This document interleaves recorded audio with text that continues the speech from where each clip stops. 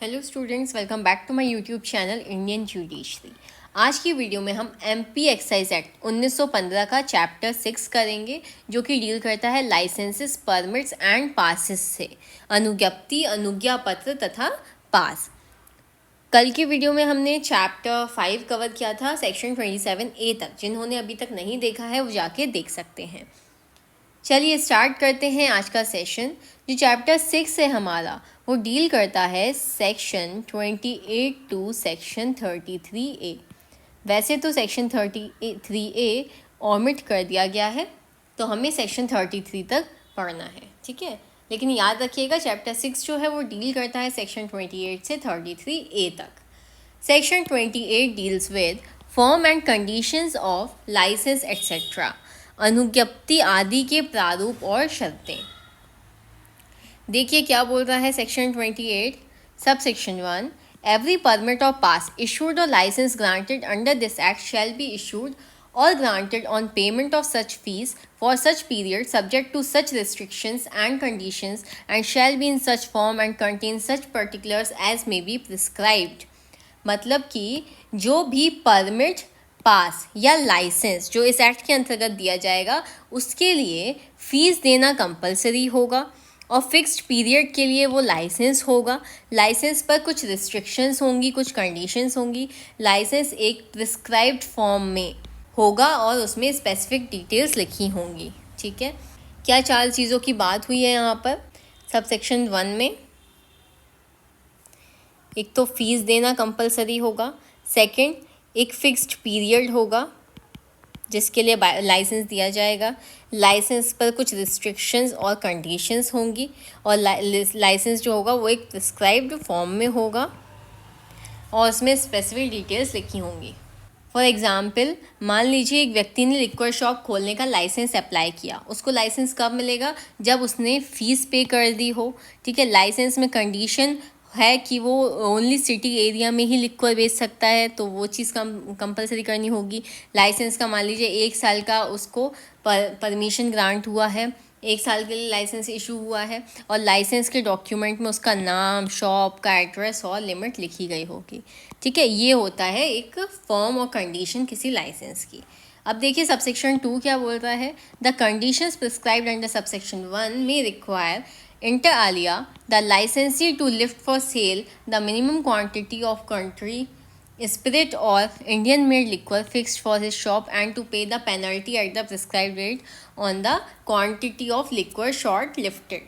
Subsection 2 बोल रहा है कि लाइसेंस के कंडीशन में ये भी लिखा हो सकता है कि लाइसेंस होल्डर यानी कि शॉपकीपर को एक मिनिमम क्वांटिटी लिक्वर उठानी ही होगी सेल के लिए। अगर वो मिनिमम क्वांटिटी लिक्वर नहीं उठाता है, शॉर्ट लिफ्ट करता है, तो उसको पेनल्टी देनी होगी। समझ रहे हैं आप बात को कि एमपी एक्साइज एक्ट जो है वो रिस्ट्रिक्शंस भी लगाता है अल्कोहल वगैरह पर, और शॉप पीने वालों पर भी और पिलाने वालों पर भी। सिंपल सी बात है। देखिए यहाँ पर शॉपकीपर को बोला जा रहा है कि मिनिमम क्वांटिटी की लिक्वर उसको लेनी ही होगी। अगर वो उससे कम उठाता है तो उसको पेनल्टी होगी। समझ रहे हो? फॉर एग्ज़ाम्पल, मान लीजिए लाइसेंस कंडीशन में लिखा है कि शॉप ओनर को हर महीने कम से कम 1000 बॉटल्स कंट्री लिक्वर उठानी ही है। 1000 बॉटल्स कम से कम उसको उठानी ही है। अगर वो सिर्फ 800 बॉटल्स उठा रहा है यानी कि 200 कम, तो 200 बॉटल के शॉर्टेज पर उसको पेनल्टी पे करनी होगी। सबसेक्शन 3 क्या बोल रहा है? Penalty at the prescribed rate on infraction or infringement of any condition laid down in subsection 1 of specifically enumerated in subsection 2 shall be leviable on and recoverable from the licensee। Subsection 3 क्या बोल रहा है? अगर licence holder licence की किसी भी condition को तोड़ता है, ठीक है, इन्फ्रैक्शन करता है, उसका इन्फ्रिंजमेंट करता है, या वो कंडीशन तोड़ता है जो स्पेसिफिकली सबसेक्शन 2 में दी गई हैं, जैसे कि मिनिमम क्वांटिटी लिक्वर उठाना, तो उस पर पेनल्टी लगाई जाएगी और वो पेनल्टी गवर्नमेंट उससे रिकवर करेगी। फॉर एग्ज़ाम्पल, अगर लाइसेंस कहता है कि शॉप सिर्फ 10 AM से 10 PM तक खुली रहेगी, सुबह के 10 से रात के 10 तक खुली रहेगी, लेकिन शॉप रात 12 बजे तक खोल के रखता है तो पेनल्टी है। अगर लाइसेंस में लिखा है कि 1000 बॉटल उठानी है मंथली और 800 बॉटल ही वो लेता है, तो भी उसको पेनल्टी लगेगी, ठीक है। शॉर्ट में समझेंगे कि सेक्शन 28 कहता है कि हर लाइसेंस या परमिट फीस के साथ इशू होगा, हर लाइसेंस या परमिट फीस के साथ इशू होगा, एक फिक्स समय के लिए होगा, उसमें कुछ कंडीशन होंगी। लाइसेंस होल्डर को मिनिमम क्वांटिटी लिखकर उठानी होगी वरना पेनल्टी लगेगी। अगर कोई भी लाइसेंस की कंडीशन तोड़ी गई, चाहे जनरल हो या स्पेसिफिकली लिखी गई हो, तो पेनल्टी लगाकर रिकवर की जाएगी। क्लियर है? तो ये तो हो गया हमारा सेक्शन 28। अब आ जाइए सेक्शन 28 पे। Section 28 deals with payment of supervision charges. क्या बोल रहा है सेक्शन 28A? देखिए, the state government may by general or special order in writing direct the manufacture, import, export, transport, storage, sale, purchase, use, collection or cultivation of any intoxicant, denatured spirituous preparation or hemp shall be under the supervision of such excise staff as the excise commissioner may deem proper to appoint in this behalf। मतलब कि state government general या special order लिखित में दे सकती है और decide कर सकती है जो भी intoxicant, liquor, denatured spirituous preparations, alcohol जो इंडस्ट्रियल या मेडिसिनल यूज़ के लिए बनाया गया है और पीने लायक नहीं है, या फिर हैम्प, भांग, गांजा एक्सेट्रा, उसके manufacture, import, export, transport, storage, sale, purchase, use, collection या फिर कल्टीवेशन, ये सब एक्साइज स्टाफ के सुपरविजन में ही होगा। एक्साइज कमिश्नर डिसाइड करेगा कि कौन सा स्टाफ अपॉइंट होगा सुपरविजन करने के लिए। ठीक है? फॉर एग्जाम्पल, अगर एक फैक्ट्री लिक्विड मैन्युफैक्चर करती है तो गवर्नमेंट कह सकती है कि फैक्ट्री के प्रोसेस पर एक्साइज ऑफिसर हमेशा ही सुपरविजन करे। अगर कोई company denatured spirit industrial use के लिए ला रही हो तो उस पर भी एक्साइज स्टाफ की निगरानी होगी। आगे क्या बोल रहा है? And that the person manufacturing, importing, exporting, transporting, storing, selling, purchasing, using, collecting or cultivating the intoxicant or denatured spirituous preparation shall pay to the state government towards supervision charges as levy as may be imposed by the state government in this behalf। जो व्यक्ति या company ये काम करेगी, किस चीज़ का काम करेगी? मैन्युफैक्चर करने का, इंपोर्ट करने का, एक्सपोर्ट करने का, ट्रांसपोर्ट स्टोर करने का, सेलिंग, परचेजिंग, यूजिंग, कलेक्टिंग और कल्टीवेटिंग का जो भी काम करेगी कोई भी व्यक्ति या फिर कोई भी कंपनी, तो उसको सुपरविजन चार्जेस देने होंगे। किसको? गवर्नमेंट को। ये एक तरह का लेवाई होगा। ठीक है? ये एक तरीके का एडिशनल पेमेंट होगा जो एक्साइज स्टाफ के सुपरविजन के लिए जाता है। प्रोविज़ो देखिए क्या बोल रहा है। provided that the state government may exempt any class of person or any institution from paying the whole or any part of such levy। मतलब कि स्टेट गवर्नमेंट चाहे तो कुछ लोगों को या इंस्टीट्यूशन को पूरे या फिर आधे सुपरविजन चार्जेस से एग्जेम्प्ट कर सकती है, मुक्त कर सकती है।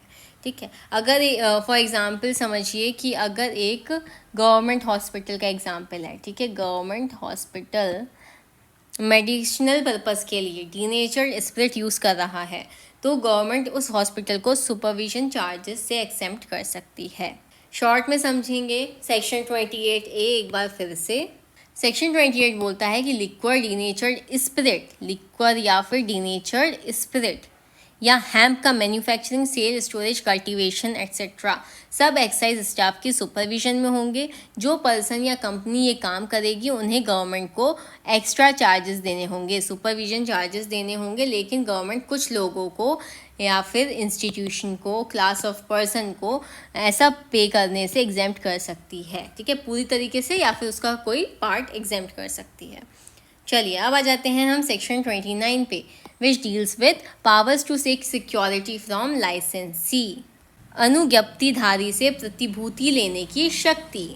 Any authority granting a license under this act may require the licensee to execute a counterpart agreement in conformity with the tenure of his license and to give such security for the performance of such agreement or to make such deposit or to provide both as such authority may think fit।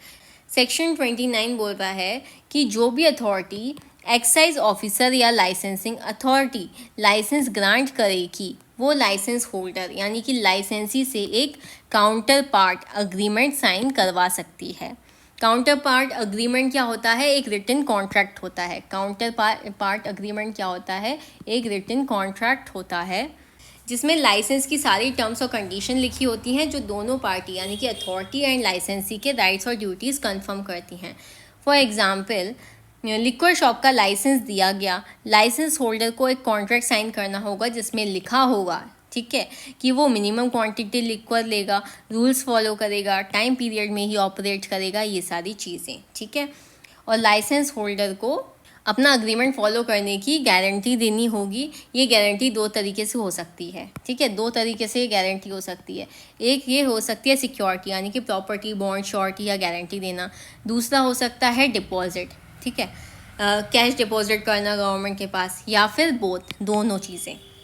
Authority चाहे तो दोनों demand कर सकती है, ये as a security रहेगी, ठीक है। फॉर एग्जाम्पल, एक शॉपकीपर को लाइसेंस मिला लिक्वर बेचने का। अथॉरिटी ने कहा कि 2 लाख रुपए सिक्योरिटी बॉन्ड और 50,000 कैश डिपॉजिट कर दो, ठीक है, दोनों चीज़ें बोल दी। इस एज अ गारंटी दो कि तुम लाइसेंस की कंडीशन फॉलो करोगे। अगर वो सिक्योरिटी तोड़ता है तो सिक्योरिटी को जब्त कर लिया जाएगा, ठीक है, फोरफिट कर लिया जाएगा। चलिए नेक्स्ट सेक्शन देखेंगे हम। Section 30 deals with technical defects, irregularities and omissions. तकनीकी त्रुटियों, अनियमितताएं तथा लोप। क्या बोल रहा है subsection 1? No licence granted under this act shall be deemed to be invalid by reasons merely on any technical defect, irregularity or omission in the license or in any proceedings taken prior to the grant thereof। क्या बोल रहा है subsection 1? अगर license issue हो गया है इस act के अंतर्गत तो वो सिर्फ इस वजह से इनवैलिड नहीं होगा कि उसमें कोई छोटी सी टेक्निकल डिफेक्ट है, टेक्निकल मिस्टेक है, इरेगुलरिटी है, या फिर कोई चूक हो गई है, ओमिशन हो गया है, ठीक है, लाइसेंस फिर भी वैलिड ही माना जाएगा। और सबसेक्शन 2 क्या बोल रहा है? The decision of the excise commissioner as to what is a technical defect, irregularity or omission shall be final. Subsection 2 बोल रहा है अगर डाउट हो कि कौन सी मिस्टेक, टेक्निकल डिफेक्ट, इरेगुलर या ओमिशन है तो इसका फाइनल डिसीजन कौन करेगा? एक्साइज कमिश्नर करेंगे। उनका डिसीजन जो है वो कंक्लूसिव होगा, उस पर डिस्प्यूट नहीं किया जा सकेगा। फॉर एग्जाम्पल, मान लीजिए कि कोई टेक्निकल इशू हो गया लाइसेंस में स्पेलिंग मिस्टेक हो गई, ठीक है, रमेश की जगह रामेश्वर हो गया, ठीक है, लाइसेंस फिर भी वैलिड है। लाइसेंस की इशू डेट में एक दिन गलत प्रिंट हो गई, या फिर लाइसेंस ग्रांट करने का प्रोसेस में एक माइनर प्रोसीजरल स्टेप मिस हो गया, फिर भी लाइसेंस इनवैलिड नहीं माना जाएगा। और अगर किसी लाइसेंस में शॉप का एड्रेस थोड़ा इनकम्प्लीट है या टेक्निकल डिफेक्ट है या नहीं, इसका फाइनल फैसला कौन करेगा? एक्साइज कमिश्नर, ठीक है।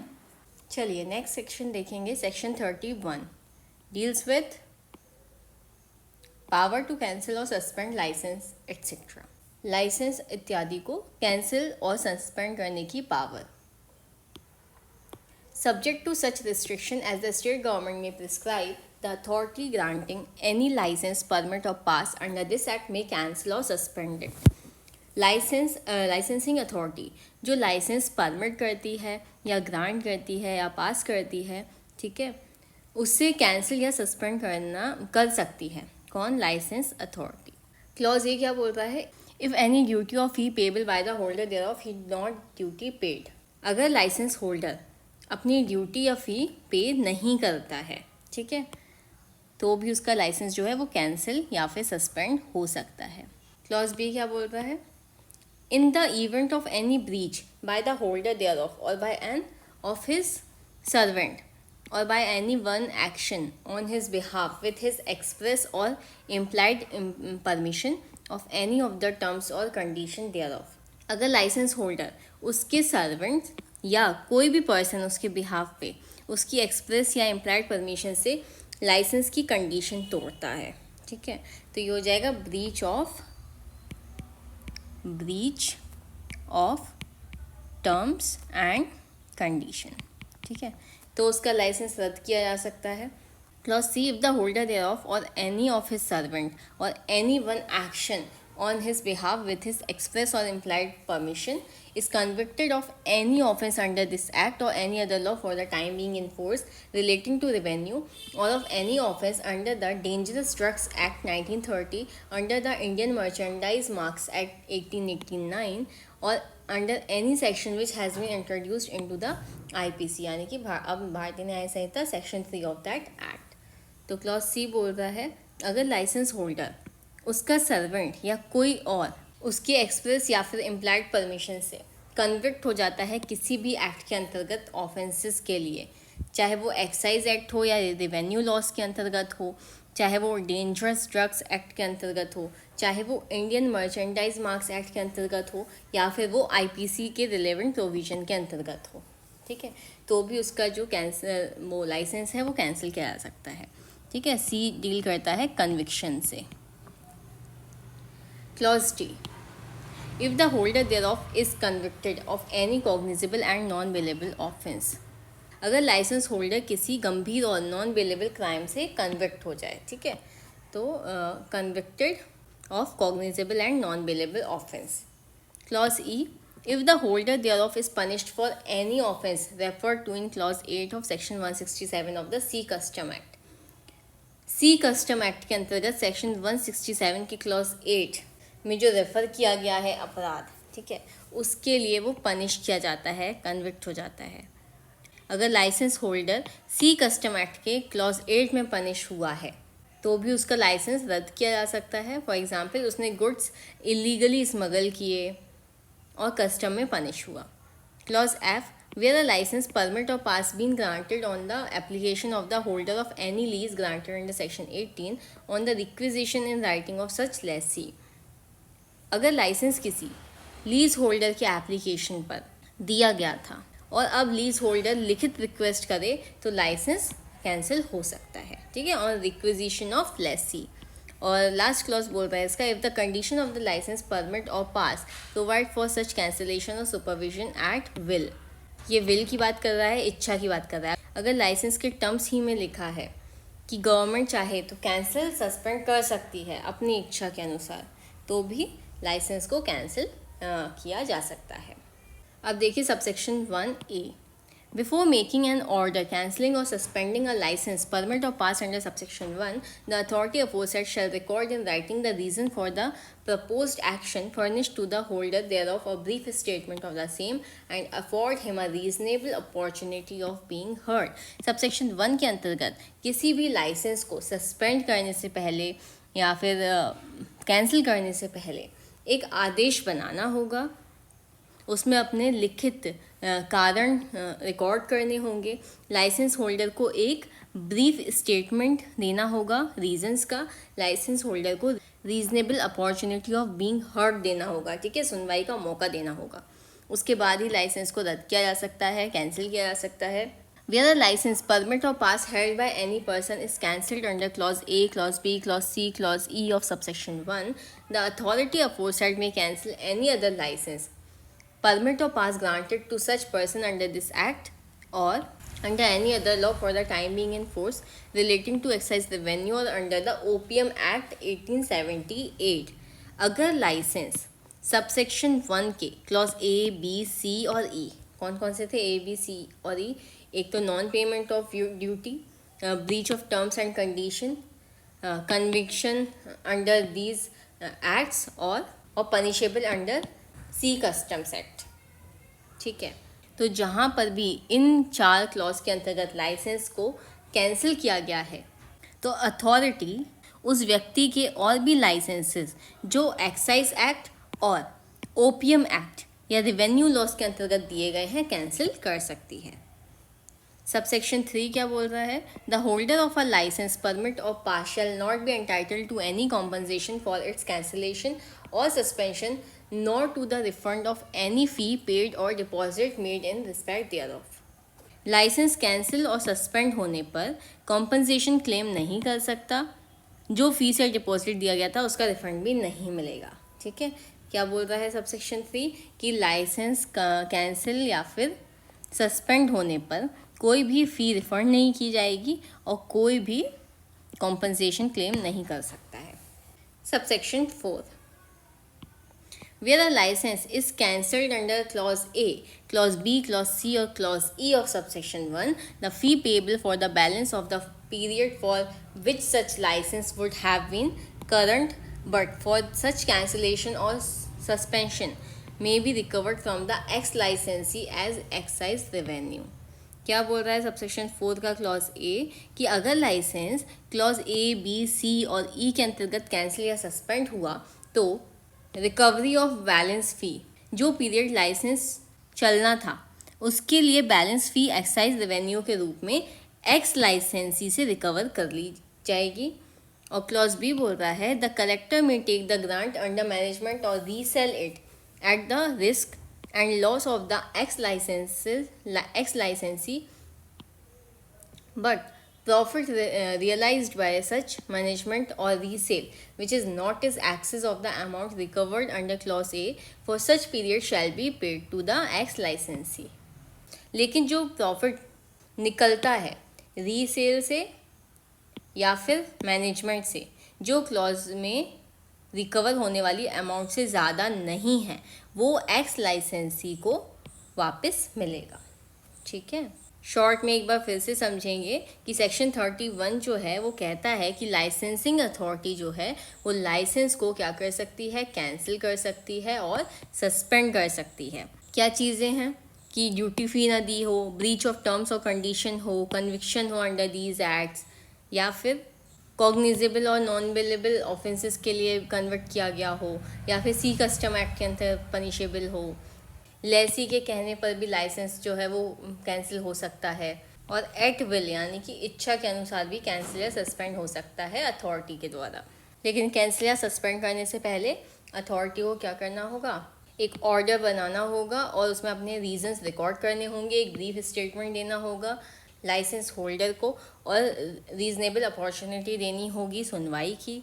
अगर लाइसेंस कैंसिल हो गया तो लाइसेंस होल्डर को कॉम्पनसेशन और रिफंड नहीं मिलेगा, बल्कि बैलेंस फ़ी रिकवर होगी और कलेक्टर शॉप को रीसेल या फिर मैनेजमेंट में ले सकता है।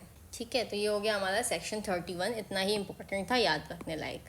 Section 32, power to withdraw licences, licences withdraw करने की शक्ति।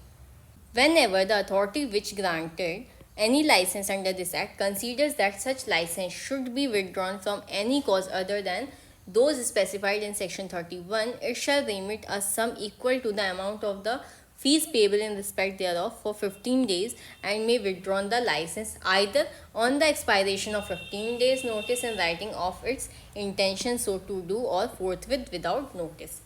मतलब कि जो लाइसेंस देने वाली अथॉरिटी है, जो लाइसेंस इशू करती है, अपने पावर से लाइसेंस वापस ले सकती है, लेकिन कुछ कंडीशंस के साथ।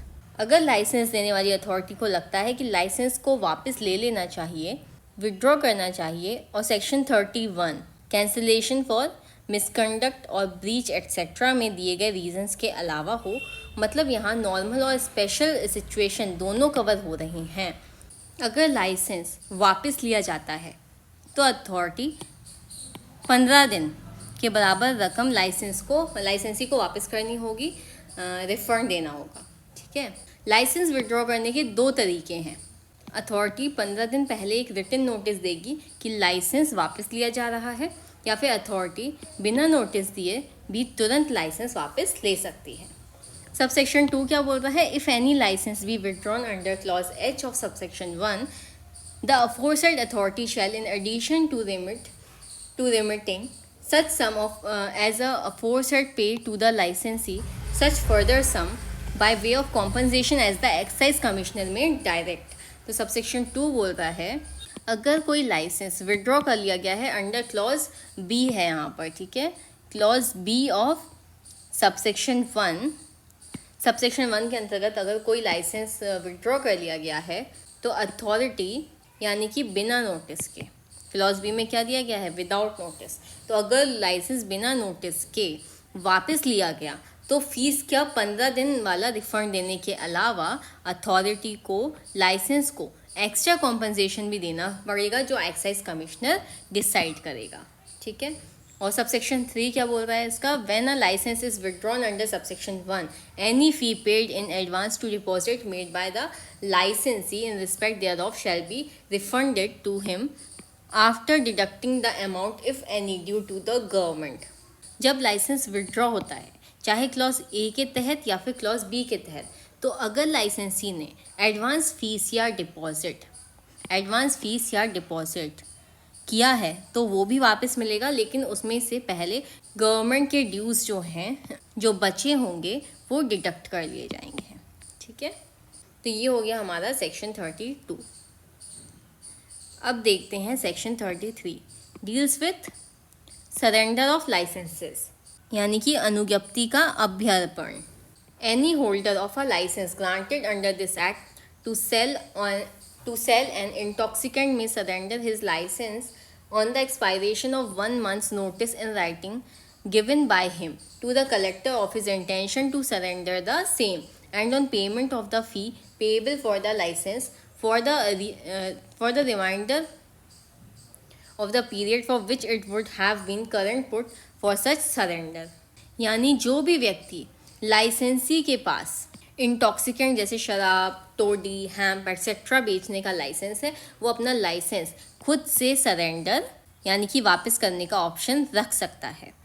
लाइसेंस होल्डर को सरेंडर करना है तो उसे 1 महीने पहले, कितने महीने पहले, 1 महीने पहले 1 मंथ नोटिस देना होगा लिखित में। किसको देना होगा, और कलेक्टर को देना होगा। लाइसेंस सरेंडर करने के बावजूद लाइसेंस होल्डर को उस रिमेनिंग लाइसेंस पीरियड की फ़ीस देनी होगी, लाइसेंस की।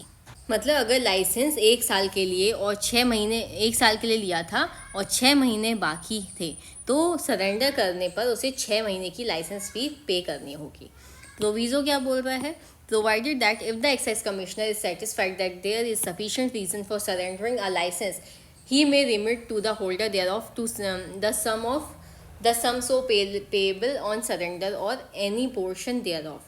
लेकिन अगर एक्साइज कमिश्नर को लगता है कि सरेंडर करने का वैलिड रीज़न है, सफिशिएंट रीज़न है, जिससे हेल्थ इशू, बिजनेस क्लोज करना, जगह एक्वायर हो जाना एट्सेट्रा, तो वो क्या कर सकता है, एक्साइज कमिश्नर लाइसेंसी को पूरी बची हुई फीस या फिर उसका कुछ हिस्सा माफ़ कर सकता है।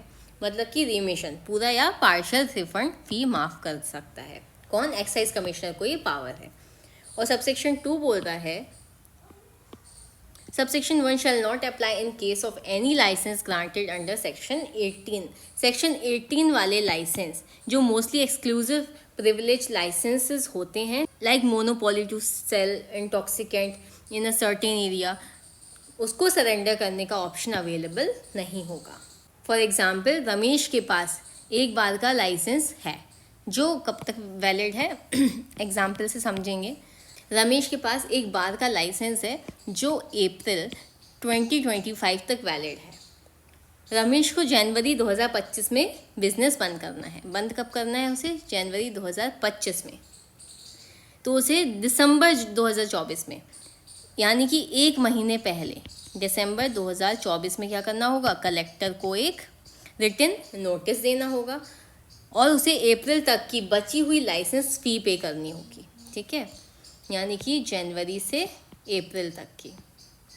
लेकिन अगर रमेश मेडिकल इमरजेंसी की वजह से दुकान बंद कर रहा है, तो एक्साइज कमिश्नर डिसाइड कर सकता है कि उसकी जो बाकी के 4 महीने की पूरी या फिर आधी फीस माफ़ कर दी जाए। सिंपल शब्दों में समझेंगे तो लाइसेंस सरेंडर करना पॉसिबल है, लेकिन एडवांस नोटिस और फ़ी पेमेंट ज़रूरी है। लेकिन अगर जेन्युइन रीज़न हो तो एक्साइज कमिश्नर फ़ीस को माफ़ कर सकता है, फुली या पार्शियली। सेक्शन 18 के स्पेशल लाइसेंस को सरेंडर नहीं किया जा सकता। क्लियर है। एक्सप्लेनेशन देखेंगे। The words holders of licence as used in this section include a person whose tender or bid for a license has been accepted, although he may not actually have received the license।